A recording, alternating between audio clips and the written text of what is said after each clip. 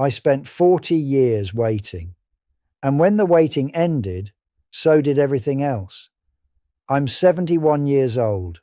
I retired 8 years ago at 63, right when I was supposed to. I had it all planned out. The things I'd do, the places I'd go, the life I'd finally start living once I was free from work. I'd spent decades imagining it. Retirement was going to be my reward for all those years of showing up, of grinding through, of postponing. But here's what nobody tells you. By the time you're free to live, you might not have the life left to live it. My name is Robert. I worked in accounting for 41 years. Same company, same desk, same drive to work every morning. It wasn't a bad job. It wasn't particularly good either. It was just a job. And for 41 years, I told myself the same thing every Monday morning. Someday I'll travel. Someday I'll learn to paint. Someday I'll take that trip to Italy my wife always talked about. Someday I'll have time. Someday was always after retirement. Everything was after retirement. When I was 35, my wife Ellen wanted to go to Paris. She'd never been. She'd cut out magazine articles about the museums, the cafes, the architecture. She'd bring it up every few months, carefully, hopefully, and every time I'd say the same thing. Let's wait until I retire. Then we'll have time to really enjoy it. We'll stay for a month, not just a week. It'll be better. She believed me. I believed me. When I was 42, a friend invited me to join a hiking group. They did weekend trips, nothing extreme, just good people getting outdoors. I said no, too busy, too tired, too much to do around the house. I told him maybe after I retired, when I'd have more time. He stopped asking after that. When I was 48, I thought about learning guitar. I'd always wanted to. There was a music store near my office that gave lessons.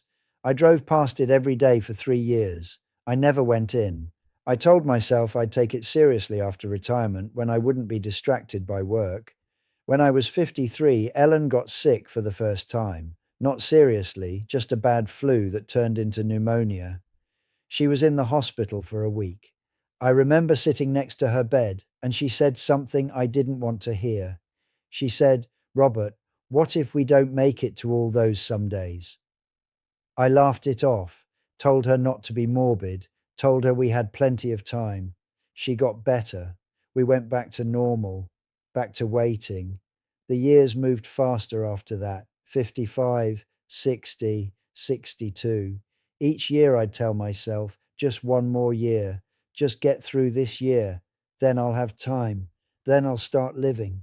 And then I turned 63 and I retired. They threw me a party at the office. Nice speeches, a plaque, a gift card. Everyone said the same things. You earned this. Enjoy your freedom. Now the fun begins. I believed them. I went home that last Friday and I felt light, relieved, free. Finally, after 41 years, I could start my real life. That weekend, Ellen and I sat down with all those brochures she'd saved. Paris, Rome, Florence, the Amalfi Coast. We spread them across the dining room table. "Where should we go first?" she asked. Her eyes were bright, excited. We hadn't talked like this in years. "Italy," I said. "Let's do Italy, a month like I promised." We started planning, looking at flights, hotels, itineraries, and that's when I noticed something. Ellen got tired quickly. She'd look at the laptop for 20 minutes and then need to lie down. She said it was nothing, just tired from all the excitement. But it wasn't nothing. 3 weeks after I retired, Ellen was diagnosed with lupus, chronic, progressive. The doctor used words like management, not cure, quality of life, not recovery. Ellen took it calmly. She'd suspected something was wrong for a while, she said. She just hadn't wanted to worry me before I retired. The Italy trip got postponed. Just temporarily, we said, just until she feels a little better. We'd go in the spring, or the summer, or next year. But she never felt better. She felt a little worse, then a little worse than that, then worse still. She died 2 years after I retired. We never went to Italy. After the funeral, people left. The house emptied, and I started going through Ellen's things the way you have to. In her nightstand, I found a folder, old magazine clippings about Paris, the same ones from 30 years ago. They were yellowed now, brittle. She'd kept them all this time. Underneath those, I found a notebook, her handwriting, dated entries going back decades. I shouldn't have read it, but I did. There were pages about places she wanted to see, museums she'd circled in guidebooks, little notes to herself. Show Robert the Musée d'Orsay photos. Ask about September flights. Maybe next year. One entry from 15 years ago just said, he promised. I still believe him. I sat on the floor of our bedroom holding that notebook for an hour, maybe longer. All those years she'd kept hoping, kept believing that someday would come.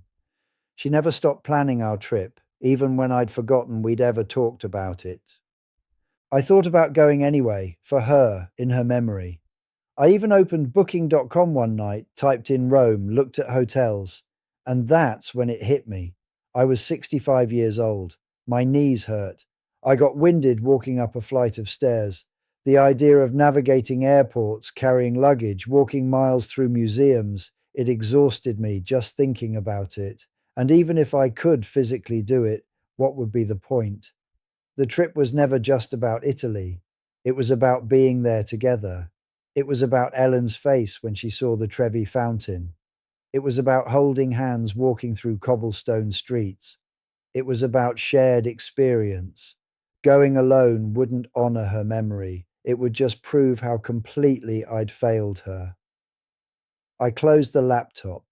The guitar I'd thought about learning. I bought one, finally. Taught myself a few chords from YouTube, but my fingers are stiff now. Arthritis. It hurts to press the strings. I play for maybe 15 minutes before I have to stop. The hiking group my friend mentioned 25 years ago. I looked it up. It still exists. I went on one hike. Easy trail, they said. Beginner friendly. I had to turn back halfway. My knees couldn't take it. The painting classes I'd imagined taking. I enrolled in one at the community centre. Went to 3 sessions. But my hands shake now. Not a lot, just a little. Enough that the brush doesn't go where I want it to. All those things I was going to do, all those experiences I was saving for retirement, they required a version of me that doesn't exist anymore. They required energy I don't have, a body that still worked the way I remembered, a life that was still waiting to begin, but I'd already used up that version of myself getting to retirement. I live alone now. The house is too big, too quiet. I wake up every morning at 7 out of habit, even though I have nowhere to be. I make coffee, read the paper, do the crossword. I watch television. I go to the grocery store. I come home. That's most days. Sometimes old colleagues reach out. We meet for lunch. They ask what I'm doing with all my free time, and I don't know what to say. Nothing. I'm doing nothing. Because all the things I plan to do, they don't fit anymore. They were dreams for a different person in a different body with different circumstances.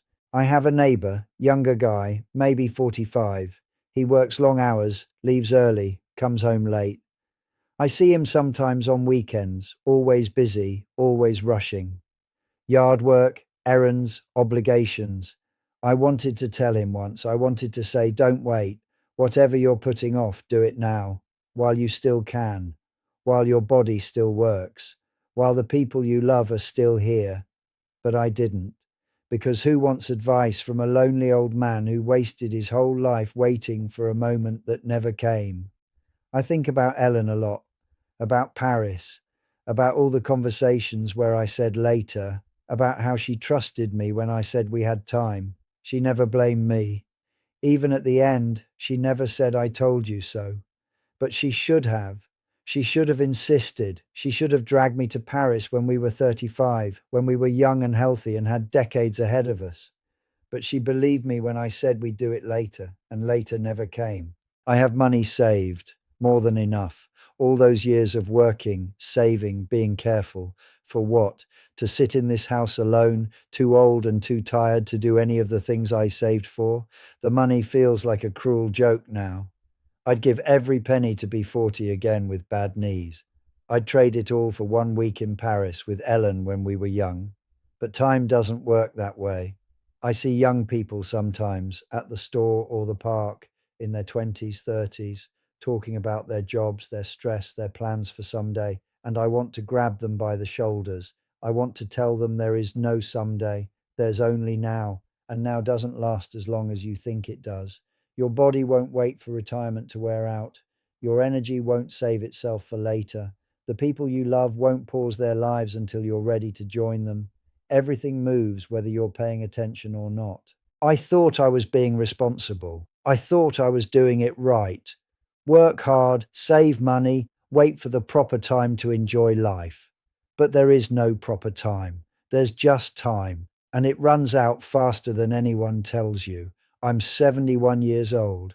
I've been retired for 8 years, and I've spent most of those 8 years sitting in this house, too old to do the things I postponed, too tired to start new things, too alone to enjoy any of it. I don't know how much time I have left, maybe 10 years, maybe 5, maybe less. But I know this. I spent 40 years waiting to start living, and by the time I started, living was already over. Don't make my mistake. Don't wait. If there's something you want to do, someone you want to see, somewhere you want to go, do it now. Not next year, not after the promotion, not when the kids are grown, not when you retire, now. Because someday isn't a date on the calendar. It's a lie you tell yourself to make today bearable. And one day you'll wake up and realize someday never existed at all. I spent 40 years waiting, and when the waiting ended, so did everything else.